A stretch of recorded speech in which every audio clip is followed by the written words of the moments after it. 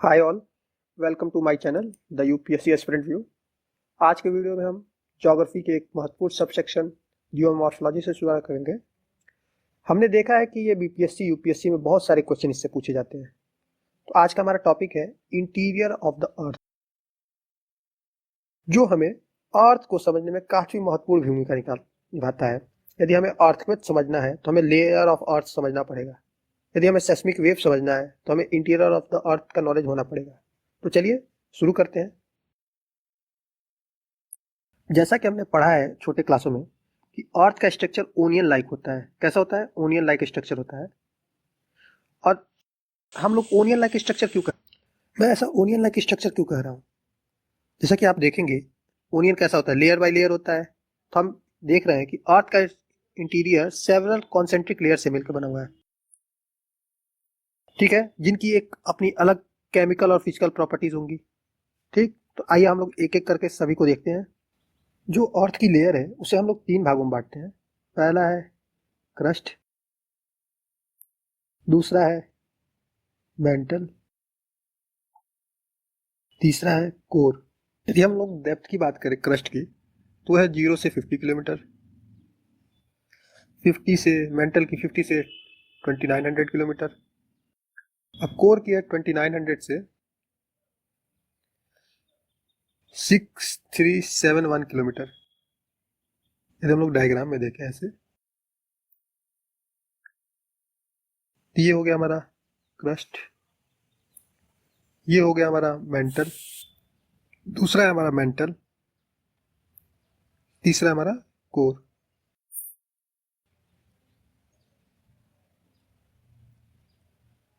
ठीक है, अब हम एक एक करके सभी लेयरों के बारे में पढ़ेंगे कि क्रस्ट में कैसा है, मेंटल कैसा है और कोर की फिजिकल प्रॉपर्टीज पढ़ेंगे। क्रस्ट के बारे में, जो हमारा आउटर मोस्ट लेयर, यदि आप डायग्राम देखें तो ये हमारा एकदम आउटर मोस्ट लेयर है क्रस्ट हमारा। तो क्रस्ट क्या है? हमारा outer most layer of the earth, जिसकी डेप्थ होती है वो वेरी करती है कॉन्टिनेंट और ओशन में। इसको हम लोग दो भागों में बांटते हैं, टू पार्ट। पहला क्या है? कॉन्टिनेंटल क्रस्ट,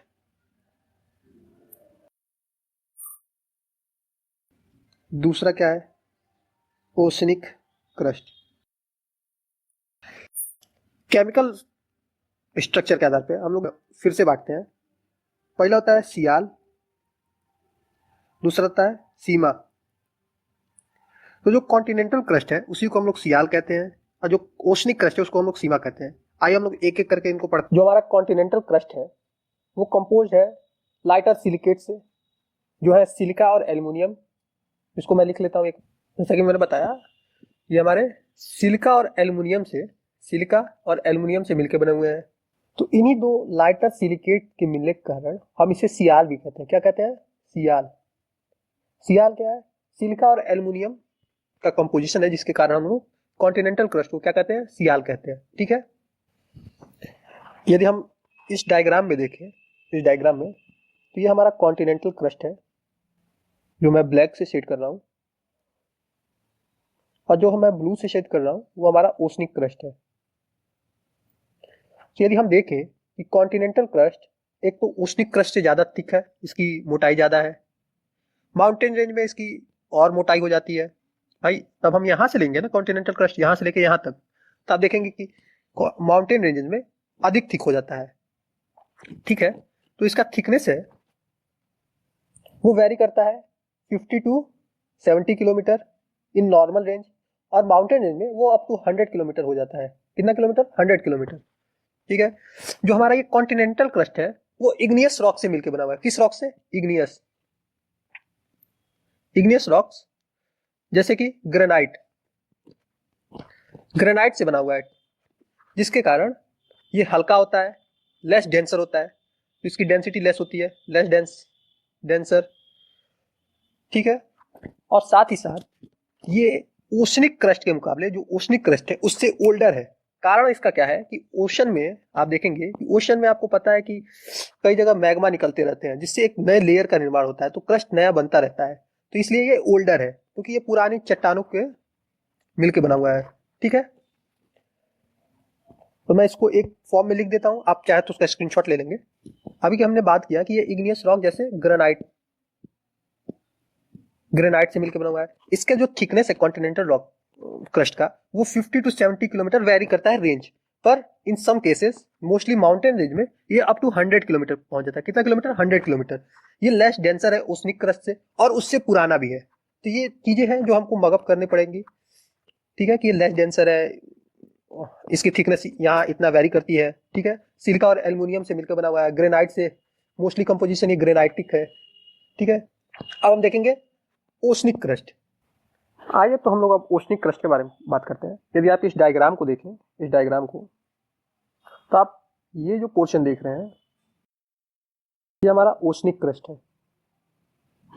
आप देखेंगे कि ओसनिक क्रस्ट कॉन्टिनेंटल क्रस्ट के मुकाबले, इसके मुकाबले काफी थिन है, काफी थिन है, काफी पतली है।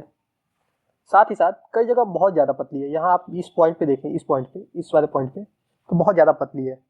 ठीक है, तो हमें एक बात पता चलता है कि ये थिन है किससे, in compare to oceanic crust. तो इसकी थिकनेस जो है वो 5 टू 30 किलोमीटर तक वेरी करती है।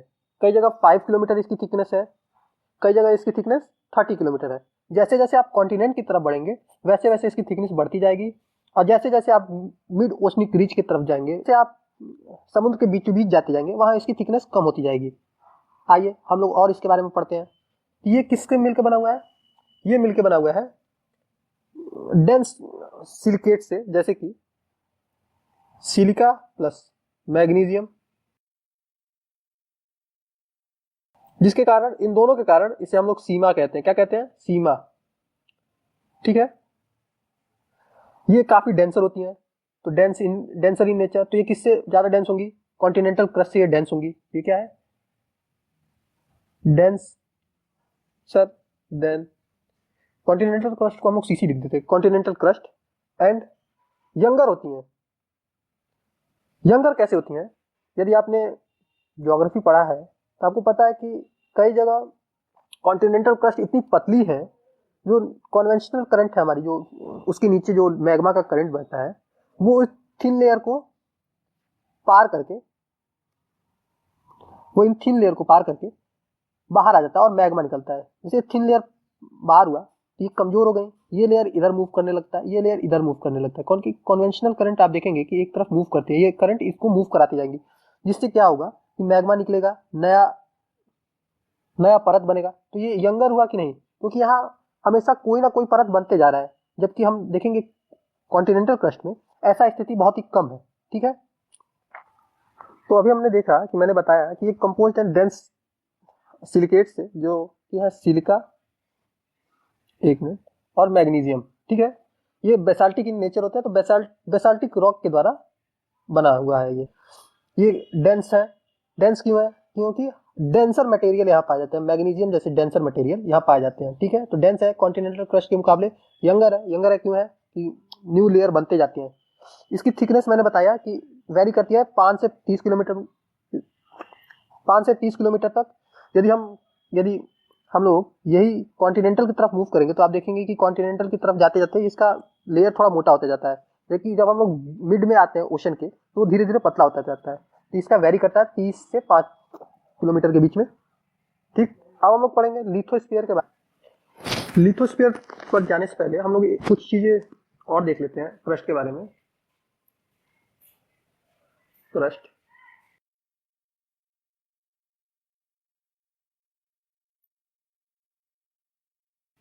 तो क्रस्ट की एवरेज डेंसिटी है 2.7 ग्राम सेंटीमीटर क्यूब। ठीक है, साथ ही साथ एवरेज डेप्थ इसके आप बता चुका हूँ 50 किलोमीटर तक। दो भागों में बांटा गया है इसको, दो भागों में। कौन है? सियाल, सीमा। सियाल क्या होता है? Continental continental crust. सीमा क्या होता है? Oceanic crust. ये तो रही कुछ बेसिक जानकारियां। यदि हम कंपोजिशन ऑफ अर्थ क्रस्ट की देखें कि कौन कौन से मेटल सबसे ज्यादा पाए जाते हैं अर्थ क्रस्ट में, तो सबसे पहला नाम है हमारा ऑक्सीजन का। यदि आप ये देख सकते हैं, ऑक्सीजन हमारे अर्थ क्रस्ट में 46.6% है। ठीक है। फिर आता है सिलिकॉन का, ठीक। फिर आता है एल्यूमिनियम का, आयरन का, कैल्शियम, सोडियम, पोटेशियम, मैग्नीशियम और अदर्स। यदि हमारे एग्जाम में यदि पूछ ले अर्थ क्रस्ट का फर्स्ट मोस्ट इंपॉर्टेंट मेटल क्या है, यदि अर्थ क्रस्ट का पूछे तो एल्यूमिनियम है। कितना परसेंट है? 8.1%, ठीक है। यदि हम इन कंपेयर टू, यदि हम ओवरऑल अर्थ का देखें, यदि ओवरऑल अर्थ का देखें तो सबसे ज्यादा क्या होता है उसमें? आयरन होता है। क्या होता है? आयरन होता है। कितना परसेंट? 34.6% आयरन होता है ओवरऑल में, ठीक है। फिर आता है ऑक्सीजन, आता है। कितना परसेंट होता है तब? 29.5%, 29.5%। फिर आता है क्या? सिलिका आता है। सिलिका, सिलिका कितना परसेंट है? 15.2%। फिर क्या आता है? मैग्नीशियम, मैग्नीशियम होता है 12.7%। यदि ये जो मैं आपको बता रहा हूँ ये ओवरऑल अर्थ का है, जिसमें क्रस्ट, मेंटल और कोर सब है, उसमें सबसे ज्यादा क्या होता है? आयरन होता है। फिर क्या होता है? ऑक्सीजन होता है। फिर क्या होता है? सिलिका होता है। फिर क्या होता है? मैग्नीशियम होता है, ठीक है। तो हमें ये याद रखना है। तो अब हम लोग चलते हैं एक और इंपॉर्टेंट है, मोहोरोविच या मोहो डिसकंटिन्यूटी के बारे में पढ़ेंगे। फिर हम लोग लिथोस्फीयर पढ़ेंगे, ठीक है। जो मोहो डिसकंटिन्यूटी है, यदि आप डायग्राम में देखेंगे और ये लाइन देखेंगे, ये मोहो डिसकंटिन्यूटी है। मोहो जो क्रस्ट और एटमॉस्फेयर के बीच में है। किसके बीच में? क्रस्ट एंड एटमॉस्फेयर पेयर के बीच में पाई जाती है, ठीक है। जो इसकी एवरेज डेप्थ है सी पे वो 8 किलोमीटर है, और जो आप कॉन्टिनेंटल क्रस्ट पे देखेंगे वो 30 किलोमीटर तक है। 30 किलोमीटर के बाद ये मोहो डिसकंटिन्यूटी पाई जाती है, ठीक है। अब ये मोहो डिसकंटिन्यूटी क्या करती है? जैसे आप देखेंगे कि जो मोहो डिसकंटिन्यूटी के ये ऊपर वाला हिस्सा था, इसका केमिकल कंपोजिशन कुछ अलग होगा, नीचे का कंपोजिशन कुछ अलग होगा। तो जो मोहो डिसकंटिन्यूटी है, ये मोहो डिसकंटिन्यूटी ये दोनों को आपस में मिलने से रोकती है और अलग अलग प्रॉपर्टी डिनोट कराती है, ठीक है। अब हम लोग लिथोस्फीयर पढ़ेंगे। तो यदि आप ये डायग्राम में देखेंगे, यहाँ से लेके यहाँ तक क्या है? लिथोस्फीयर। लिथोस्फीयर क्या होता है? एक रिजिड आउटर पार्ट है हमारे अर्थ का, जिसकी थिकनेस वेरी करती है 110 किलोमीटर टू 200 किलोमीटर तक। तो ये एक ऐसा पाथ है। लिथो मतलब आप जानते हैं पत्थर, और स्फीयर मतलब स्थान। तो ऐसे एरिया जहाँ मोस्टली रॉक है, रॉक मेड ऑफ रॉक है, ये रॉक से बना हुआ है, ठीक है। इसकी एवरेज डेप्थ 10 से लेकर 200 किलोमीटर के बीच में वेरी करती है। इसी पर हमारे प्लेट्स भी हैं, ठीक है। एक ये याद रखने वाला, जो हमारा लिथोस्फीयर है वो कठोर पार्ट है हमारे अर्थ का। इसके अंतर्गत क्रस्ट, जो हमारा क्रस्ट है, ये क्रस्ट, ये सब, और लिथोस्फीयर का मेंटल का अपर पार्ट, मेंटल का एकदम अपर पार्ट लिथोस्फीयर के अंदर आते हैं। ये पूरे रॉकी होते हैं, ठीक है। रॉकी होते हैं, हार्ड होते हैं, हार्ड इन नेचर होते हैं, ठीक है। इसका एवरेज डेप्थ है जो डेप्थ वेरी करता है वो 10 किलोमीटर से 200 किलोमीटर तक होता है। तो हमारा नेक्स्ट है जो पार्ट है वो हमारा क्या है? मेंटल। मेंटल को हम लोग दो भागों में बांटते हैं, अपर मेंटल और लोअर मेंटल। जो अपर मेंटल है वो सेमी सॉलिड है, semi solid, solid in nature. जो लोअर मेंटल है वो सॉलिड है, सॉलिड इन नेचर। मेंटल जो है हमारा, जिसकी डेप्थ 200 किमी से शुरू होती है, ये अपर मेंटल का अपर लेयर है, और कहाँ तक जाती है? 2900 किलोमीटर तक। मैंने आपको शुरू में दिखाया था डायग्राम, क्रस्ट के बाद मेंटल चालू होता है, और ये 200 किलोमीटर से लेके 2900 किलोमीटर तक ये जो पोर्शन है वो मेंटल है हमारा। यदि हम अपर मेंटल की डेंसिटी देखते हैं, क्या है? डेंसिटी देखते हैं तो वो वेरी करती है 2.9 टू 3.3 ग्राम सेंटीमीटर क्यूब। और जो लोअर मेंटल की डेंसिटी है वो क्या है? 3.3 से लेके 5.7 ग्राम सेंटीमीटर क्यूब, ठीक है। यदि हम मेंटल को देखें तो किन तत्वों से मिलकर बना हुआ है? ये बना हुआ है डेंस सिलिकेट से, सिलिका तथा मैग्नीशियम से। जो मोस्ट है 23% मैग्नीशियम है इसमें, 23% मैग्नीशियम, 21% सिलिका है, और 48% क्या है? आपका ऑक्सीजन है। तो इन तत्वों से मिलकर बना हुआ है ये, जिसके कारण मेंटल को हम लोग सीमा कहते हैं, सीमा। यदि हम लोग अपर मेंटल को देखें, अपर मेंटल, जो अपर मेंटल का पार्ट है वो हमारे एटमॉस्फेयर कहलाता है। एटमॉस्फेयर क्या कहलाता है? एथनोस्फेयर,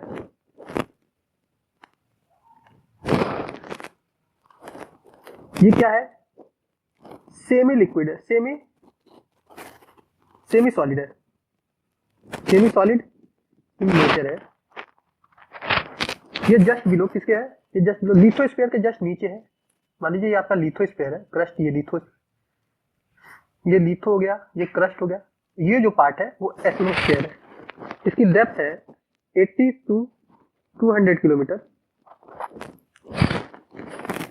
और आप जितना भी मैग्मा होता है वो इसी में होता है, इसी लेयर में होता है, लिथोस्फेरिक लेयर में होता है। जितना भी मैग्मा होता है वो कहाँ होता है? इसी लेयर में होता है, ठीक है। जिसके कारण इससे जो हमारा जितना भी मैग्मा होता है हमारा एटमॉस्फेरिक लेयर में होता है। तो जो भी हमारा लिथोस्फीयर है इसी पे तैरता है। तैरने का कारण क्यों है? अब आपके मन में आएगा सर ये सेमी सॉलिड क्यों है, लिक्विड क्यों नहीं है? क्योंकि आपको पता है कि यदि हम 1 किलोमीटर जाते हैं, यदि आपको पता है कि हम यदि 1 किलोमीटर जाते हैं, 1 किलोमीटर, तो 30 डिग्री सेल्सियस बढ़ता है तापमान। तो इतना नीचे है, कितना हमारे 200 किलोमीटर नीचे है, ठीक है। तो इसको तो मॉल्टेन फॉर्म में होना चाहिए, एकदम पानी की तरह।